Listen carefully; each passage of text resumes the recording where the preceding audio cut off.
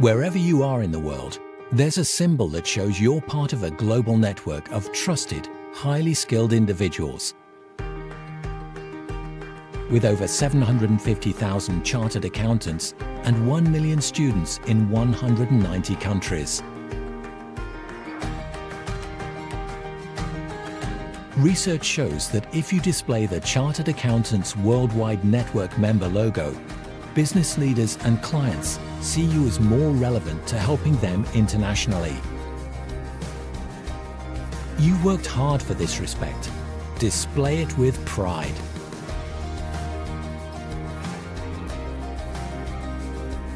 Join the global network of chartered accountants.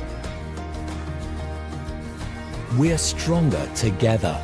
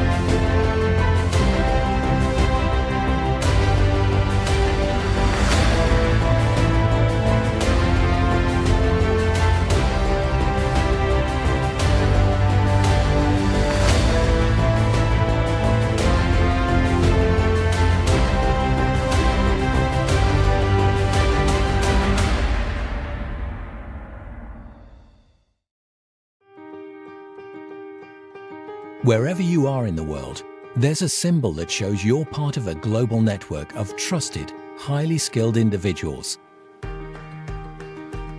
With over 750,000 chartered accountants and 1 million students in 190 countries. Research shows that if you display the Chartered Accountants Worldwide Network member logo, business leaders and clients see you as more relevant to helping them internationally. You worked hard for this respect. Display it with pride.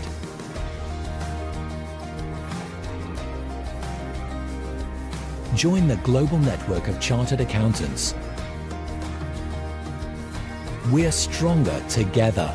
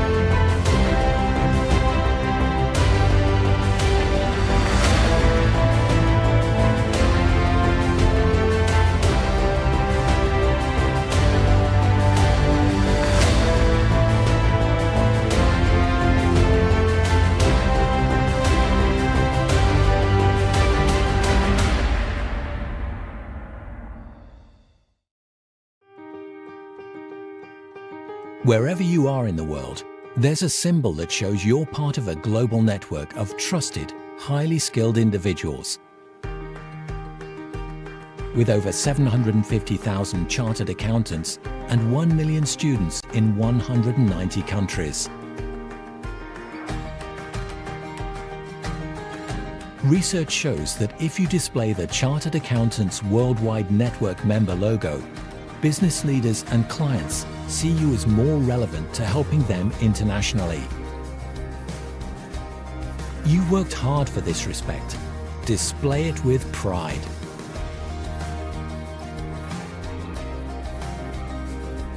Join the global network of chartered accountants. We're stronger together.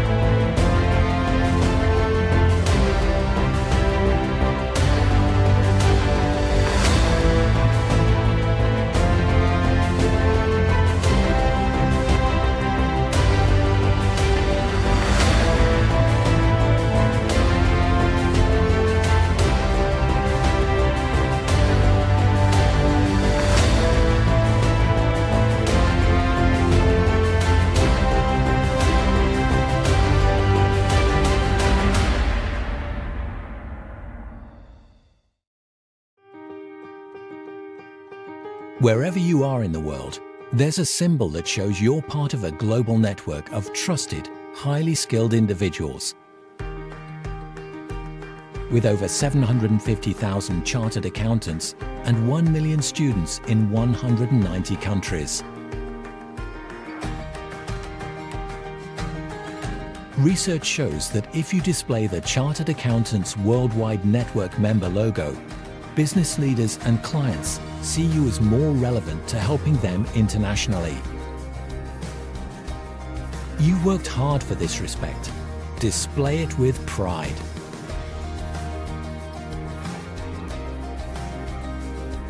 Join the global network of chartered accountants. We're stronger together.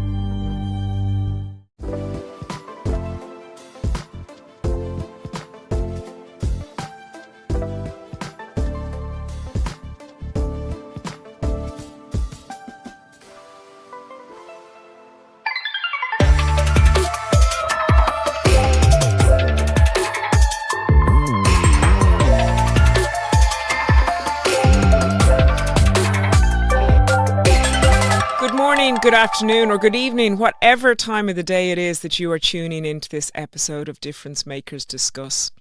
I am Sinead Donovan and I am here with yet another amazing chartered accountant as we chat to chartered accountants across the globe for the difference they have made in various aspects of life. And believe me, it is going to be a banger today.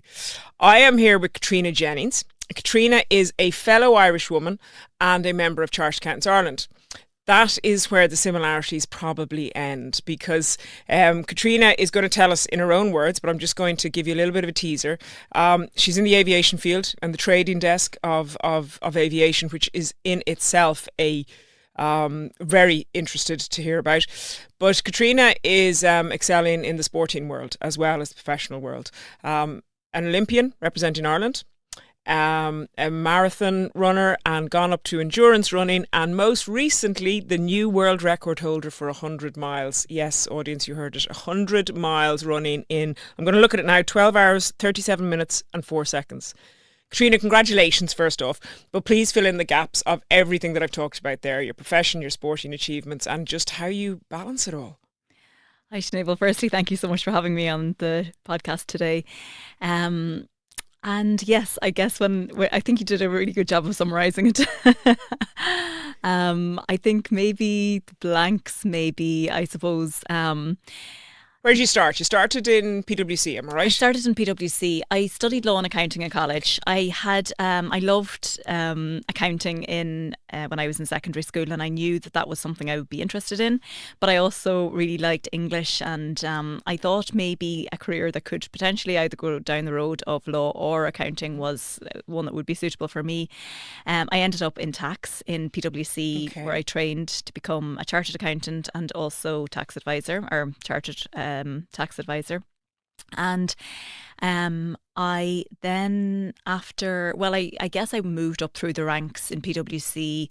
As you know, it's quite a structured escalation of your career progression. And during that time, I also was quite active in the world of sport. And it was during that time in PwC that I qualified for the Olympics in 2012. So just take the step. The sport you started in, was it triathlon? It was triathlon, yeah. I swam at a very young age and really did all sports as a kid. Okay. Just loved sports.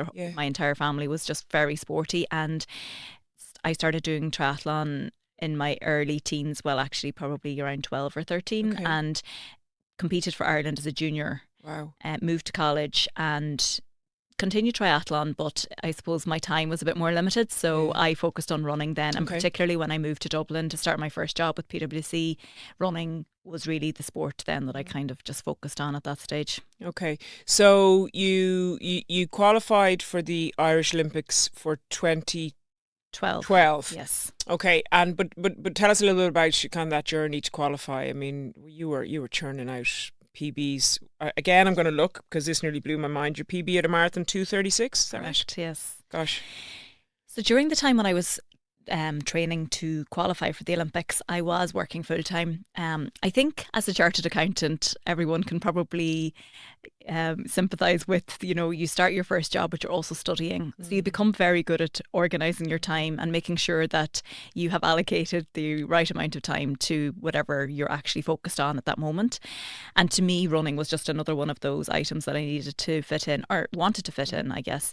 So when I qualified, I continued just to be as, I suppose, disciplined with my time as I had been and I was training at a pretty high level, but also I didn't want it to impact my career because that was also equally important to me. I ended up being incredibly just organized at the weekend so that I planned ahead for the week. And, that would include making all my food for the week, preparing all my outfits that I was going to wear to work, dropping them into the office. I was kind of regimental in what I prepared for the weekend to make sure that I was allowing myself the time to train, but also to work during the week.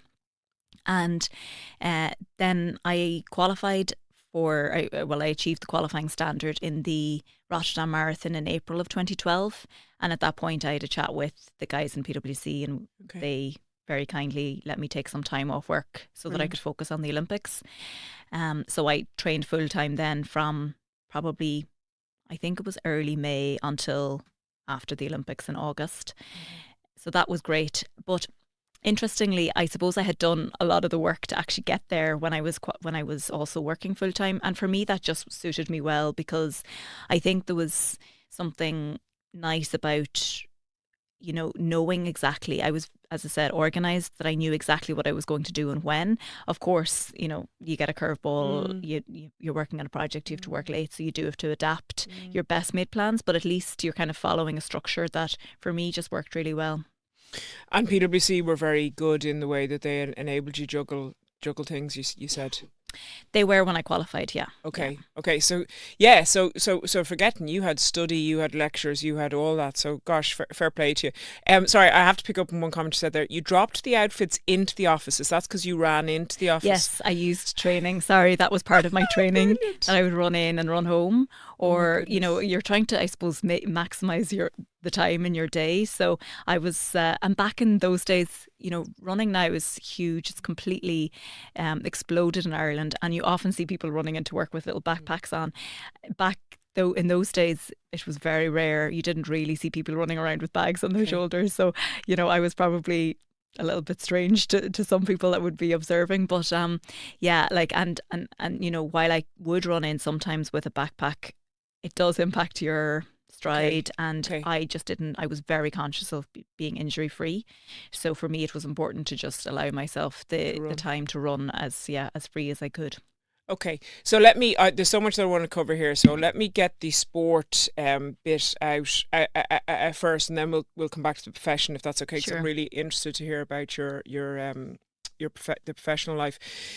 So you qualified for the Olympics. The Olympic race didn't really go to plan, did it? And whilst I don't want to dwell on that, I think you kind of got learnings from that and built up a huge amount of resilience, I'm guessing. Absolutely. I mean, yes, it didn't go to plan. I ended up picking up an injury in the weeks leading into the race itself. It was plantar fasciitis, which is a ligament injury, and one which, I would have been sure at the time I would have been fine running the race with, because it would just warm up as I ran and I'd just deal with the consequences afterwards. But as it turned out, I got a stress fracture in my foot as a result of kind of compensating for that original injury. And that came about during the race itself, which was a nightmare, to be fair. And it turned into a really negative experience for me at the time, unfortunately, and it took me quite a while to really come to terms with that race and that experience. But when I did, I started to see the positives, and now I can look back and see the positives. But absolutely, as you said, I can really see the huge amount of resilience that I showed, and just being able to adapt and pivot when something wasn't going right. I knew what my ultimate goal was, and that was to finish the race. And even though it wasn't as I had planned or expected, I was still able to deal with what was thrown at me on the day, and ultimately still achieve the goal, maybe in a slightly different way. But I do believe that if I had have dropped out of that race, it would have been a lot more difficult for me to come to terms with it, because at least I was able to say, but I did finish, So I think for me that was powerful, and I can see the benefits of it now, even though, as I said, it took quite a while to get there. It took quite a while, no, and I can imagine that. And when you do look back on that, okay, so one of the learnings is that you absolutely kind of grafted it out and finished because you knew that you kind of had to. Was there other learnings? I mean, was there Was there an element that you maybe shouldn't have started the race, or? No, because I did believe when I was at the start Okay. line that I would be fine, that I'd get through it. Okay, so it's just a real unfortunate incident. Yeah. Oh my goodness. Yeah. And I mean, I have to say, if I was to turn back the clock knowing what I know now, would I have run it or not? I think I'd still run it, because ultimately I can say I'm an Olympian. I think if I, Yeah. you know, if I didn't, it's a once in a lifetime chance. Of course, we all hope to get there again, but you have to take your opportunities when they're in front of you. And yeah, I think it would have been very hard for me to actually say, no, I'm not going to Reconcile run with this, that. because being an Olympian was a lifelong dream, and actually achieving that was very important to me, you know. Yeah, no, it's amazing, and gosh, well done. Do you have the tattoo? Oh no, No, no. you won't. You're not going to get the 5 rings tattoo. I always said I would only ever get the Olympic tattoo if I was ever going to get one, but then I chickened out of even that. Okay. Well, we'll come back to that one. So then, sorry. So marathon wasn't then long enough for you, so you just decided, let's keep on adding kilometers, and you kind of ramped up, and I know you got a podium finish at the 100k World Champs. Yes, in 2022 I was third. In the Third. 100K. Mhm. My goodness. And then November last year, 100 mile world record holder. Yes. Talk us through that. Well, yes, I guess I had been, as you say, ramping up the distance for quite a while. And I do think it was partly because of that experience in London that a friend of mine said to me afterwards, he was into ultra running, and he said, I know you would be a great ultra runner, because we know you have the engine, and now we know you also have the headspace or the mental capacity for it, because it is one of those types of events where it's not just about the physical element, it's also hugely mental. So my first ultra run was a 50k in 2019, and I was ramping up ever so gradually since that. I also thought that 100 miles was a crazy distance before I ran it myself, but now that I've run it, I can look back and say actually it wasn't that bad. But of course I had done like really perfect preparation, I guess. For once, you know, it is difficult to be able to say you had perfect preparation for anything, but on that occasion I had really good preparation, both physically and mentally. I'd prepared quite a bit as well for, you know, the mental side of the race, knowing that I was going to be out there on my own for 13 hours or thereabouts, and knowing that, you know, you have to deal with your thoughts, you have to deal with how you're going to deal with curveballs or any sort of thing that's thrown at you on the day. So preparing for that was a huge part of it, as well as the physical side. And yeah, I think I just and also there's a fair bit of luck involved. I think when you stand on a start line and everything just has to go well. Small things like, you know, you trip over something on the ground and then you just twist your ankle and you're going to be out, you know. So there is a lot of luck involved, but I was fortunate enough to get to the start line feeling really healthy, really strong, and having done a really good block of training. So I was very confident going into the race, and luckily then I was able to execute as planned and got the record. It's unbelievable. I mean, when you think of the time, and you know, the time that you're running, and let's put this into perspective, the pace that you are running. What was that 100 mile at that time? That's what, about a 4.5 kilometer, is it, or 4:42 per kilometre or 7:34 per mile per kilometer? I mean, I can't run 1 kilometre in that. Never mind whatever it is, 100 and. I know you can't, Sinead. No, you're being but look, it's amazing. But you mentioned there about the mental strength, and you know, you might go to some dark places in endurance races. I mean, two questions. How do you deal with that? Some athletes have a mantra. Some, you know, have a repeated phrase that they use when they get there, I've read. But the second question is, do you think someone's born with that, or do you think it can be taught?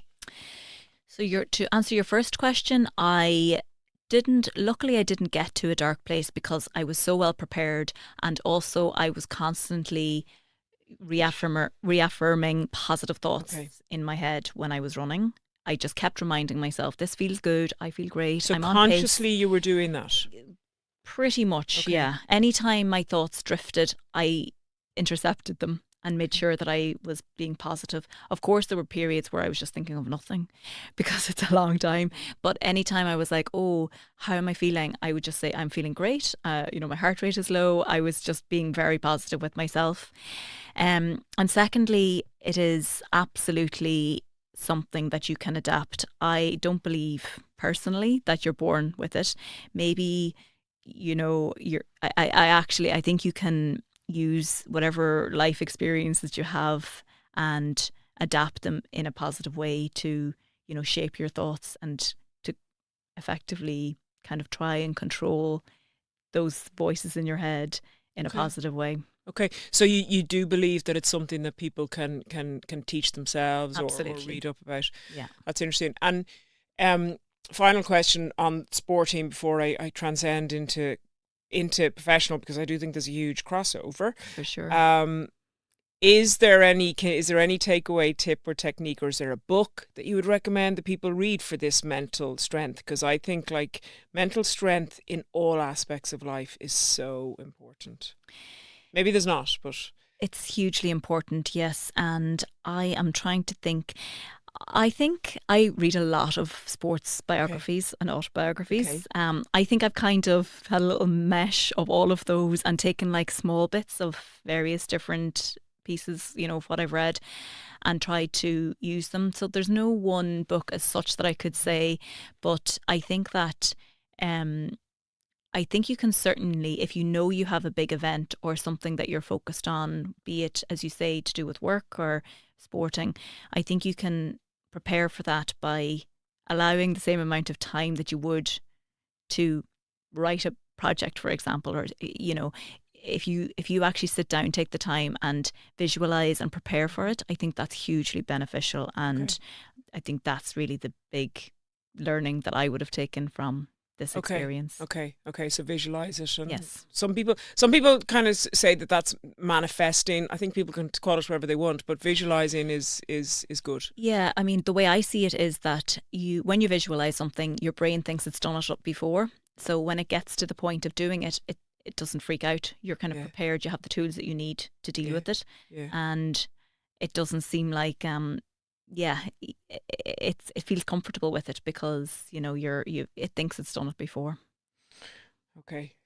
Look, immense congratulations. Have the Guinness Book of World Records contacted you? Will you be in it? No, I believe the way the Guinness Book of Records works is you need to tell them before you are going to set a record, and then they need to show up and whatever. Oh, no. But I mean, I know a good auditor that could sign off that you did it. That's really bad. Independently. No, but I think it will be recognised by the World Athletics Association, which is more important. Yeah, to me it is. Okay, fair enough. Well, listen, many congrats, and we'll come back to what you're going to be looking forward to from an athletic performance towards the end. But talk to me a little bit about your professional. I mean, I know you're a very proud chartered accountant, which I'm thrilled about, and you actually have moved into an area in aviation which is fascinating. So you're actually on the trading desk. Yes, so what I do at the moment is I buy and sell aircraft that are currently on lease to commercial airlines. They're owned by our company, and a certain department within the company would have put those aircraft on lease to airlines, and then I'm part of the team which is like the secondary market, if you like, where we trade them with other leasing companies, mainly based in Dublin, but also throughout the world. Okay, and was that always your goal, or was your journey as a chartered accountant, did it just kind of enable you to get there? Yeah, it certainly evolved. I didn't actually know about aircraft leasing when I was deciding what to do when I did my leaving cert, and even when I finished college. I think the chartered accountants enabled me to get there for sure. I can honestly say I wouldn't be sitting where I am today without it, because I trained as a tax advisor, and I was also a chartered accountant, but like the bulk of my career was spent in tax. And while it's a really interesting field, it's also fairly narrow in a way.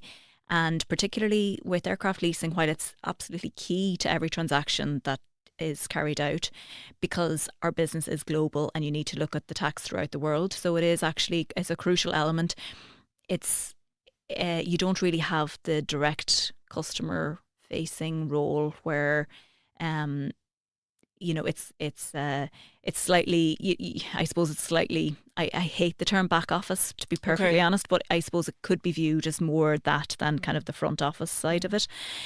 So, in order to transition for me, I was looking at ways. It was a big step for me. I ultimately wanted to get into a marketing role, and it was a big step for me to try and bridge the gap. So I sat back, looked at my qualifications and looked at where I wanted to go, and the chartered accountant's qualification just jumped out at me as being like the key to getting there. I mean, of course, then it took a lot of it still took effort, but that was definitely, I don't think I'd have been able to transition out of the tax role without the chartered accountant's role. It was much broader. It enabled me to move into a risk role where I was analysing financial statements. I was out meeting the airlines, dealing directly with the customer and understanding their business. But it was because of that qualification that I had that, gave me the skill set that I needed to do that. And then ultimately that let me move into a commercial role. Okay. Isn't that lovely? Because I could almost pick up there as you were talking that you were using your visualizing almost the end goal and how you could get there. So, I mean, there definitely is the crossover of a mindset. Yeah. And I do think that's part of the key, knowing where you want to get. Because then you can find the tools that you already have, but maybe you don't realise unless you know where you're going. Yeah. And come here, this crossover between sport and business. It's so I'm involved in a foundation which is to try to encourage girls in particular to stay in sport, and there's huge statistics that show like the vast majority of female CEOs, for example, have been involved in competitive sport. What's your thoughts on it? I mean, what has your sporting achievements or your sporting endeavours brought to your professional life? Yeah, I think I read a statistic recently that something like 94% of CEOs. I think it was over 90%. Yeah, it's crazy. That actually it shocked me on one hand, but then I thought of it and I realised it didn't shock me, because I think sport, and whether it's an individual sport or a team sport, it teaches you about hard work, about the importance of teamwork, regardless, of whether if you're in an individual sport, it may be an individual sport, but you definitely have a team behind you that are supporting you and helping you. And it shows you, when in most sports you're focused on a goal, whether it's to win the county championships or win a race, or I think it teaches you how to work hard in order to achieve something. It teaches you resilience, because oftentimes you fail. In fact, you probably lose more than you win, but it teaches you how to, pick yourself up, analyze where you fell down, where your mistakes were, invoke ways that you can change that, or try and, self-analyze in order to proceed and, succeed as well.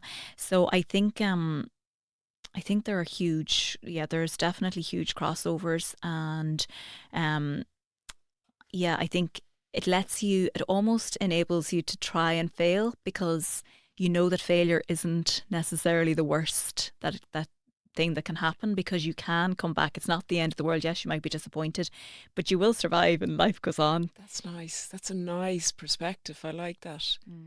Because quite often we only judge people by their successes. Whereas actually it's where maybe you haven't succeeded that you learn the most. Absolutely. And we judge ourselves by our successes too. We're our own worst critics. Yeah. And I feel like, particularly when I reflect on my own career, I did take chances that I think they were fairly brave chances that I took, or risks that I took. They were calculated risks, but they were certainly risks. Mm-hmm. And I do believe that having taken risks in my sporting life and knowing what it might be like for them to not work out kind of helped me to say, well, like, so what? I that race mightn't have gone very well, but it gave me the skills that I needed to, maybe focus on a different type of race, or, you can kind of problem solve or try and pick some positives out of a negative situation. So then when it came to my professional career, I think it enabled me to realise that it was worth the risk, and if it didn't work out, then I would figure it out, but I still wanted to give it a shot, knowing that it wasn't. And in fairness, our professional training as chartered accountants, I mean, we talk about risk, but we talk about mitigating factors and all the rest. So I mean, as we kind of in our jobs almost calculate the the strength of a risk, if you know what I mean, or how Yes. so SWOT analysis or yeah. Gosh, that's fascinating. We're coming up on time. I could talk to you all day. But looking forward, I mean, we're in Q1 of 2026. Do you set goals? Do you set? I don't really anymore. No. Okay.